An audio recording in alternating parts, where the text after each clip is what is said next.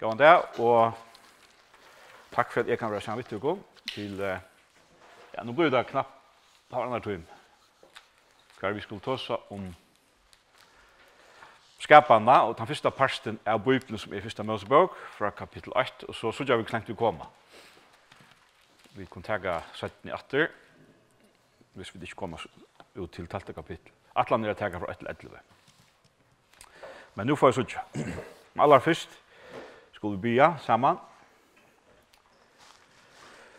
Gå god og feir okkara. Takk for at vi kunne være samlet her i morgen. Takk for årtøyt som vi har til åkken. Årtøyt som er livande og har kraft. Og er kvassere enn jeg tvøy er just word. Som for djøknen, og det kluver sval og anda lyr og merk. Og det dømer hoksander og ra hjertans. Sikna årtøyt til okkara det, vi gå og anda tøyne. Takk for Jesus Kristus som du gavst for synder okkara, som løser gjald for synder okkara. Takk for jeg vidt øya alt lyfte tøyne og i året tøyne. Sikna løtene i tøyne navn. Amen. Ja, så tid her finnes ikke tilfære, så vi lett oss det. Fyrsta Mosebok er parter av 5 bøker, som vi drøper for fyrsta, andre, 3, 4, 5 Mosebok. Hvis tidfære av bibelskolen angstene er utenfor Skandinavia, utenfor Tyskland, så kjenner folk ikke til år. Og til tog at navnet fyrsta, andre, 3, 4, 5 Mosebok stavar fra reformasjonene, eller i tyskere reformasjon. Og her er hans navnet sett av. Fra gamle tog, hvis vi får helt atter til hebraiska, så er det 5 Mosebøkene under en Torah. Kommer det til Torah. Og hvis vi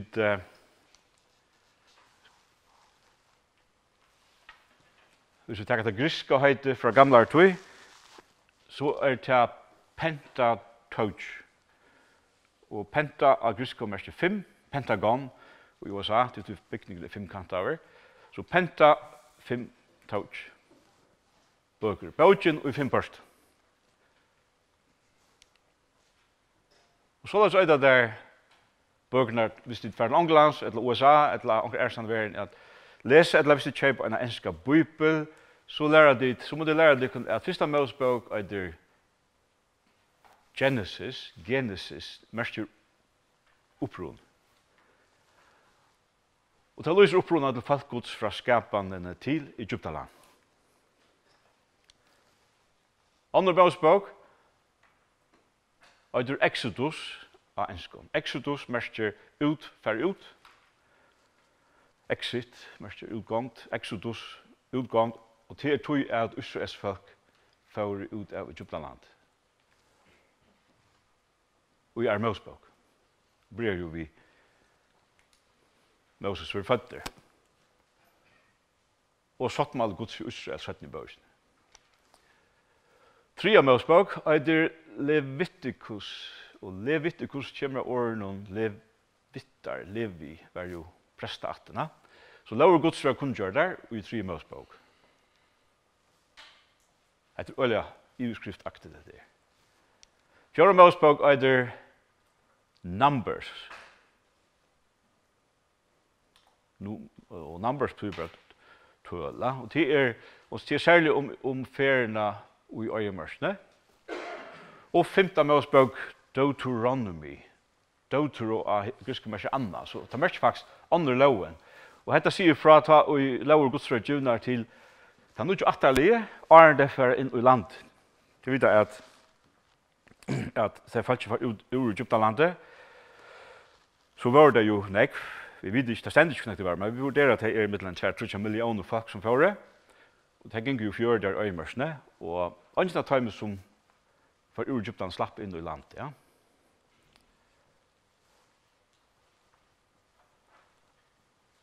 Så det er synd det, utan noe undantøk. Lover Guds vil gjøre at det ikke atterlig som skal inn i land. Hette så til første og til eneste heitene, og faktisk hetta Genesis Exodus det heitene som atter ta i den griska bibelen var. Av hebraisk og frummalen brukar man andre heit. De heitene sånn at det veldig skjoldan, men av hebraisk så her brukar man det første året i hver bok, så les at første Mosebok av hebraisk om Bereshit. Det tror jeg at Bereshit betyr i opphav, i början. Og andre Mosebok blir det første åren, og så er det. Ok.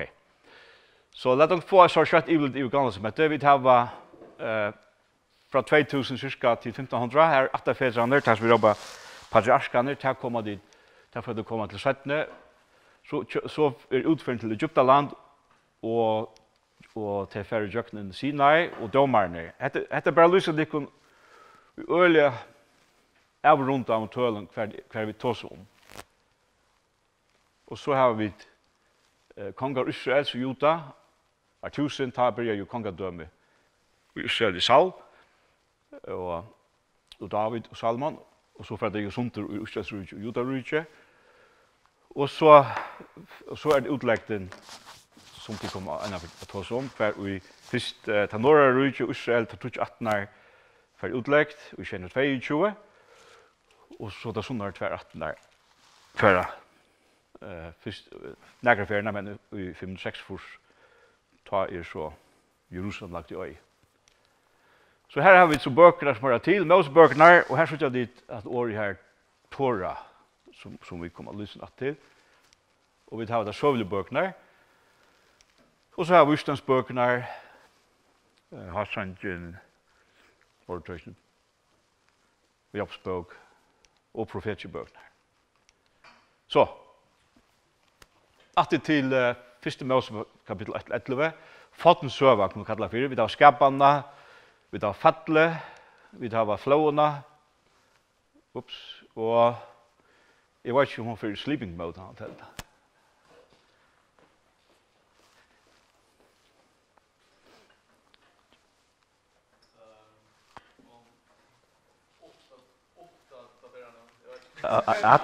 At det Microsoft er aller beste, ja? Som hoppar på det. Gjør det virkelig det, ja? Tid her det her, ja. Jeg husker bare, ja.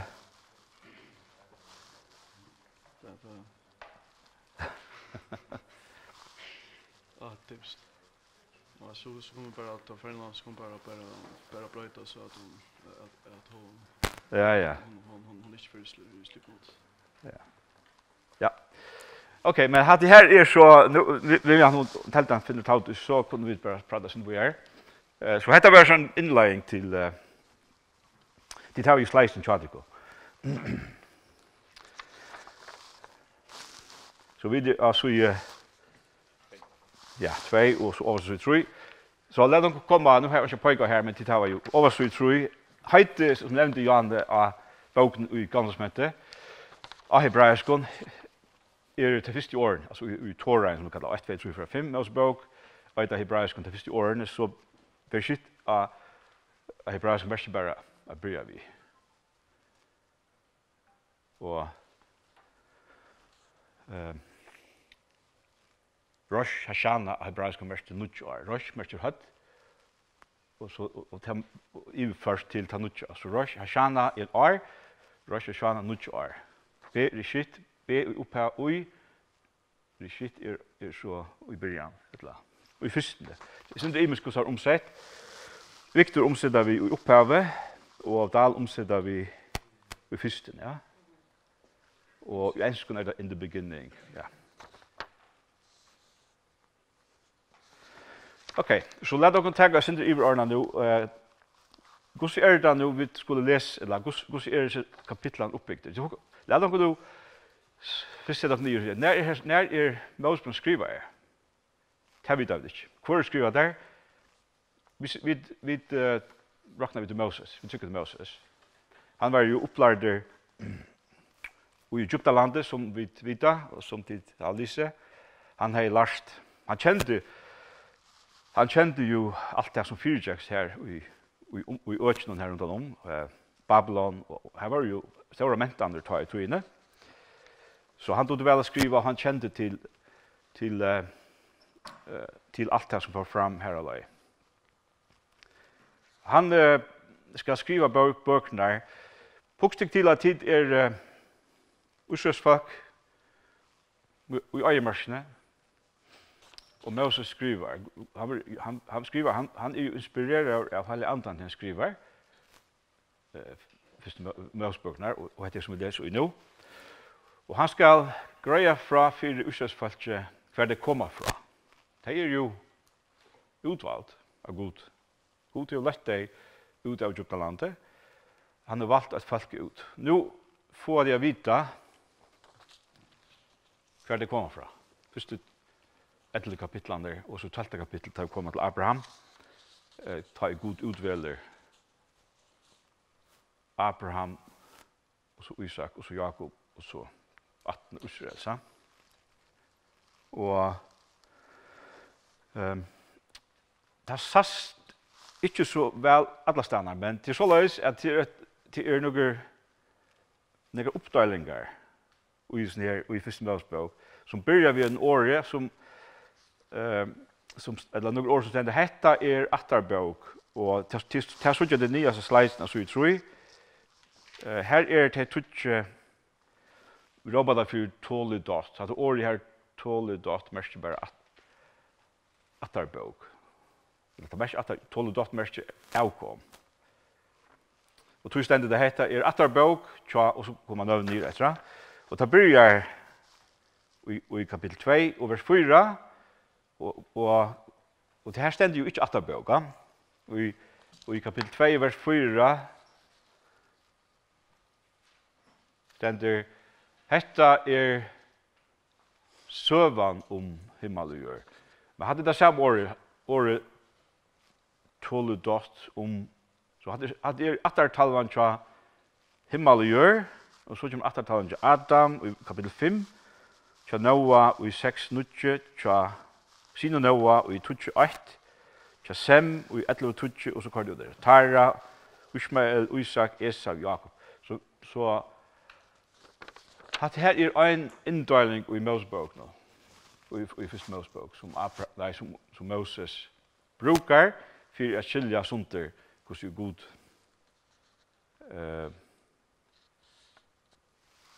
hva enskje stendet ofta, these are the things that follow. Det er en imisk hvordan det er brukt i den imiske utgaven. Og hvis vi tenker etter, så har vi altså mitt av sleisen her, vi tar 5.000 år fram til Abraham, og vi tar 5 tåledott fra Abraham og til Israel, til enden av første Mosebok.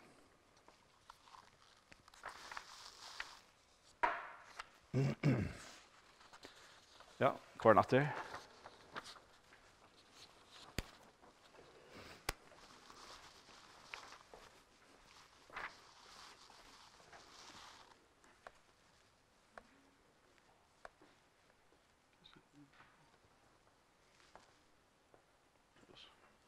Hva er det han lykker her? Hva er det? Ja. Så kan jeg køyre på. Close bare der. Ups. Ja. Skal jeg på så. Ja. Yes. Ja, køyre på.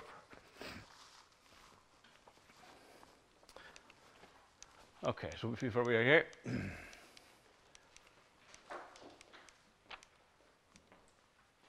Her har vi så det er 5 oppdelingene i atterbøker. Da vi leser, og da vi nå tar så vi så husker jeg hva det enda malvis ned. De leser om han rykker attertølen, og hva kanskje er det som torslett, men det som god viser ned, det er minst til at han har fattet sier god at han skulle avkom kvinnerne, skulle knusa høtti av ormene. Så vi fyllde 18 och till en tunne traver, men han får halt fram nu just mente till Jesus. Men det är det då så. Nej om så att men det ska vi så för det kunde se Moses grör så för fra tar upprona. Första Mosebok 8:11 vi kan se här händingar med dem som för fram här det här action och vi har skapanina, vi har fattle, vi har flowna, vi har Babelstorn från första kapitlet. Och i 12 till altrus har vi människor som vi har Abraham, Isak, Jakob, Josef. Det och vi tog sån tid vi har ta första kapitlet som snickar som längt 2 år skoj från skapan vi vet när vi och så har vi ett 2 år skoj som kanske följer om 300 år. Så det är tvär så här ett panorama i man 18 men här vi har vi familjen Abraham från skapande fram till Abraham och det är 17 2 år ska ett cirka 200 år.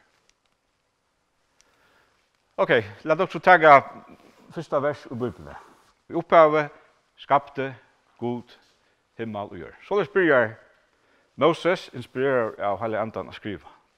Det är det första som vi läser upp i Israelsfallet.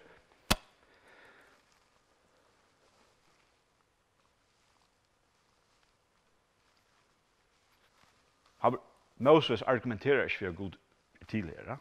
Gud allmäktig, allvetande, han alla stående. Och han skapte himmel och jord. Och i första verset, i första kapitlet som vi brukt om Gud or apparat som heter Elohim, som ett ord som Sean gånger 8 den gamla som heter. Men så är vi brukt i årens sammanhang om kongar och valsherrar. Tar vi tås vi gör i andra kapitel så vill jag det i skolan höra att till tvärskaparna frasökner går flera författare. Jag vet inte det har hört om det och det är inte pure men det är hvis du läser kan ju hvis du läser om religion så får du höra om att det är en Elohim författare det har Jads för Jave och så vidare. I ska utlägga men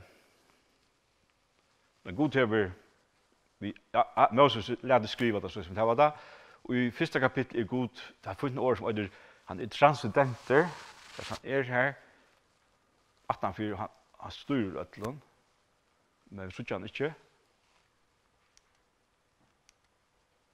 och skapte och upphav skapte god ett hebraiskt ord som är bara som mest skapar det bara god det var bara brukt om god godskap människa bara inte det bara god som bara skapar och det har brukt några färna i första kapitlet så är det imska utläggingar och jag säger att det börjar upp att skapa några vikna det vill säga att första vers är början till det skedde en annan är att första vers är första är en överskrift i alla kapitlen. Och till vill jag höra hvis du läser vad jag så vill jag det switcha till imskar. Askon och det här och men Bibeln säger att du upphav skapte god himmel jord. Så stämt det. Minst tid det är inte en visande bok. Det är så som god vill att greja från fra i forum att han skapt så vi skulle få att veta hur god god Israels, god folksons, heter han. Det är inte för att förklara kvart för okkon eller för tatt hur så god gjort. Och tog ska man vara emjuger till man läser och inte bli kanske för outgjörd om ting som inte stannar skriva. Det är en som heter Bruce Walkie som är en känd bibellärare och har skrivit bibellärare i hebraisk och hebraisk kommentar till Mosebok som säger att sakten or bara han kallar det för ett telestor till att säga ger bäst mening vi ändan av en gång så att säga Sam du selte ett eller annat. Färdtelefonen tjäder, farstelefonen. Så det enten av gång, da. En person døye. Så til enden av gången. Han kan være dødjande, du kan være fer ved å selge farstelefoner, men utløyde du selte, et løyde personen døye, så er han gången liv. Og han bruker det som argument for at opphavet, det er Gud skapt i himmel og jord, så er dette universet, så løs som det var liv skapt. Himmel og jord, takk til åren Jøknen, himmel og jord er det som er jobbet for en merisma, det som vi sier av foreskånd, vi hatt og gøtt noen. Vi hatt og gøtt noen. Hva mest det? Ja, til vi skulle vekka alt, ikke det? Vi først kanna hatte og gatna der. Vi vet at vi hadde gatna alt urakna. Himmel og jord, Shamayim og Arets, at Shamayim er himmelar og jord Arets. Så vi opphav skapte Gud univers, alt som er.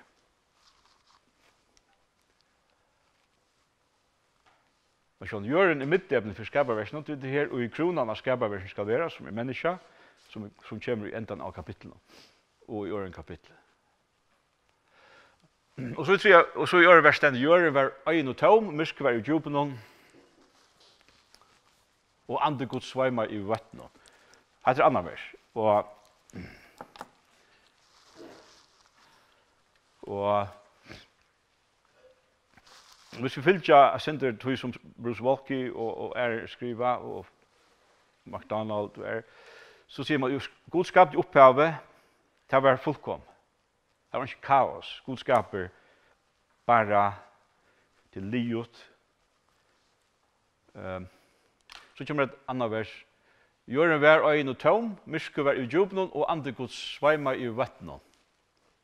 Årene øyn og tom finner vi etter 17 i bibelene, og til er 2 år som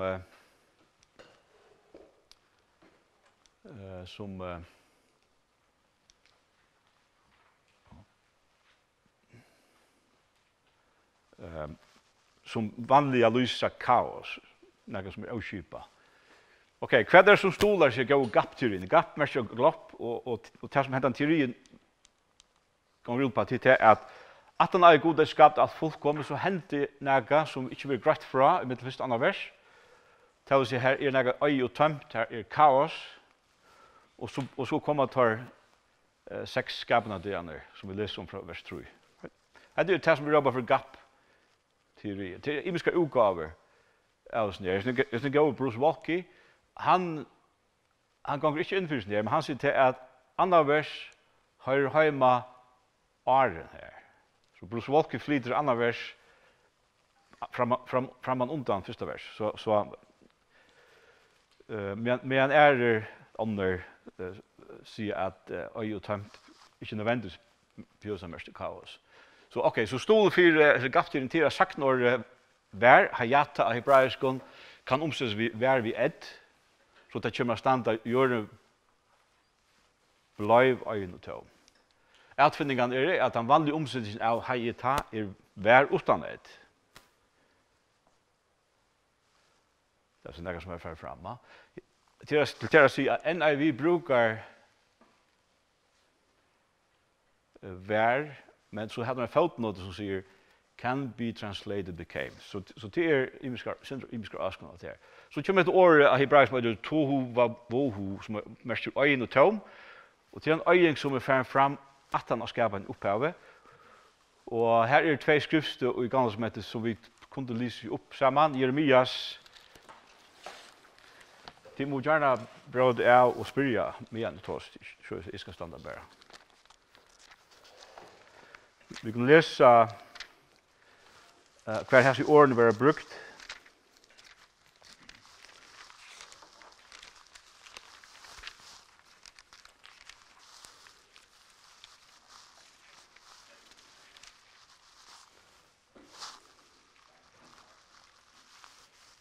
Her tendur så Jeremias. Låt läsa från vers 22 sammanskild. Jeremias 4:2, det så i 601. Ja, folk mot tapeligt. Det kjenner ikke meg. Det byttbad. Skil anki ut tøymon. Det vist til å gjøre det og ikke men at gjøre godt hava det ikke vi til. Jeg sa hjørna, men nei, hon var øyen og tom. Jeg ukte opp mot himmelen, men jøs hansara var borster. Hatt samme år i øyen og tom, precis det samme som var brukt i åren vers i første Mosebok. Og Isaias 34, 11, la meg lese til øysene, som det som oftast blir brukt i hesson samband. Isaias 4, 11, 616.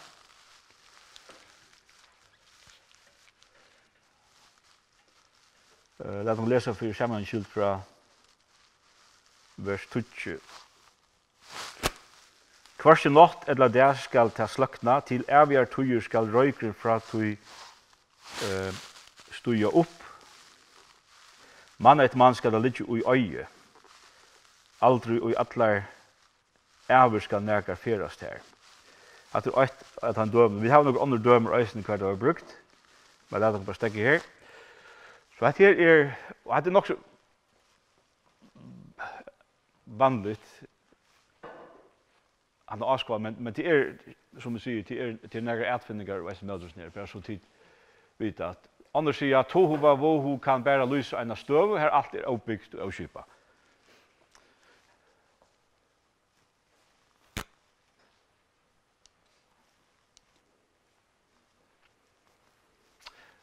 Isaias 45:8 eisen et blei lukka nega suger ut. Isaias 45:8 3:28. Her stendur så leist. Tui så sier Herren som skapte himmelen, han som god, han som virka i hjørna og gjørte hana, han som grunnfeste hana, og så kommer vi i årene her, ikke til at litja i øye skapte han hana. Nei, til bostad tja følge virka han hana. I Herren og ingen annar. Så hadde et vers som ofta blir brukt til å si at dette viser at Gud skapte alt fullkom, her hendte næga, her hendte et øyeng, og så blir Gud av nødgjøn. At for å si at Gud atlai at gjøre vi endan av skapan ikke skulle være tohu, men at hun skulle være fett, hun skulle være full av livet. Profeten Stefans bare enda mal i skapan. Så nu har vi givet ikon imskar avskåan og et her.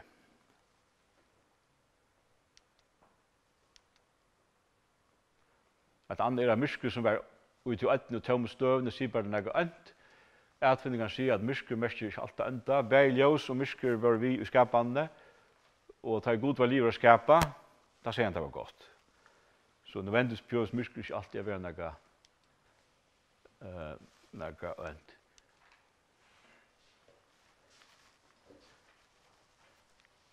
De sier at hvis tid skal være skole eller lismar, så det sjåan ikke nega som tid skulle bruka alla tøyen på. La meg si så tøy at det som sagt ikke en bøk om vysind, og hvordan det var første årevers og tredje vers ikke det som god atla vi enda løsga versen som så. En stavfestning av Guds god skapt.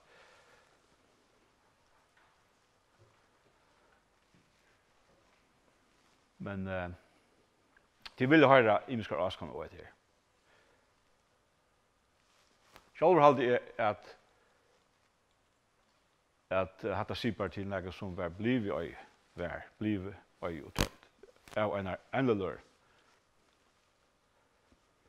Men det bare en, og jeg har ikke mer inspirasjon enn noe annet til det.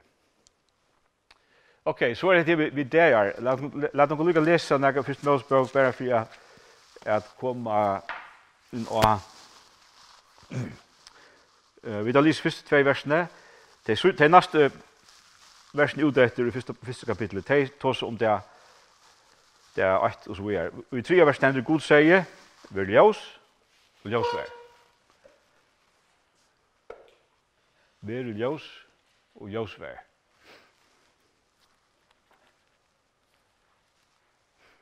Gud sier. Gud hever ikke munn at ta seg vi. Så det sender Gud sier, så sier han ikke av hebraisk, så det sender jo som man sånn. Men det er ikke overhånd for jeg greier for folk. Vi leser om Gud, han sier, og han høyrer, at han er kjensler. Ja? Og til ikke overhånd tror jeg at han skal forklare for folk synen, at han høyrer deg til Europa, og at han taler vidt deg ut i jøkkenen. Da han taler vi Moses, taler han selv vi Moses, vi tog malen som Moses stod. Så Gud sier vær ljós, og ljós vær. Gud sa at ljós var godt, og Gud skilte ljóset fra myrskene. Og tar vi nå arbeidet om første kapittel, så leser han om skillene her. Først skiller han ljós fra myrsker. Hvordan skiller man ljós fra myrsker? Tar vi leser om ljós i Bibelen, og her, så er det sjåan i okkara hoheim, ja. Til hva er ljós, som vi sier? Ja, men Gud skapte okkon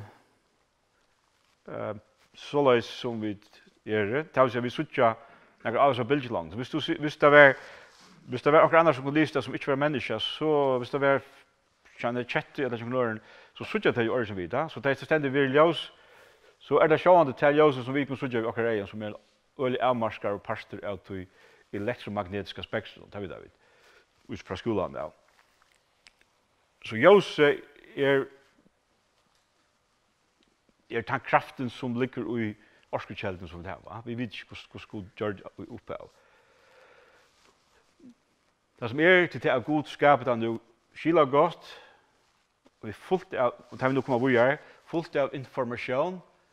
Det er året vi der, vi halde vi lukkes inn i 20. jøkkenen. Der var i første kapittelet vi diskuterer om det er 40 timer eller langer tøyerskøy. Det kan være 40 timer, ja. Altså, jom, hebraisk er mest 40 timer. Så hvis du heldig 40 timer, så er det funnet. Ærestan stendet, der var herrens, og Joel, tar det tøyerskøy. Og der var i første kapittelet vi brukt synder i mist, tog at i øren kapittelet stendet der var i øren kapittelet 3 vers, der sa vi, God sikna er kjent av dagen, og halka i han.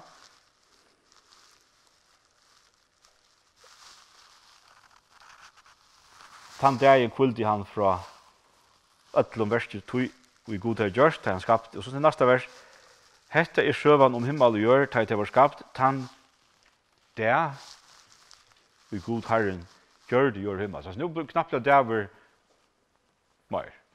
Så det er sånn imisk hvordan året jammer brukt i bei her og satt i gansmet. Men hatt det her helst nægget som gjør tid jeg får bruke opp nægget tøye på. Hvis jeg halder frystummer, jeg halder frystummer, hvis noen halder det langer tøy, var det. Det er ikke for at gjør for alt for nægget brusur tøy.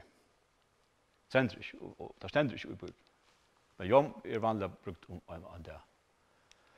Ja, dette her var det i sleisen tjatikon, dette kunne fære sin kjøtt iver. Ja, atter til første kapittel. Hvor god Herren, god Israels skapte, han skapte alt, universet, alt som er.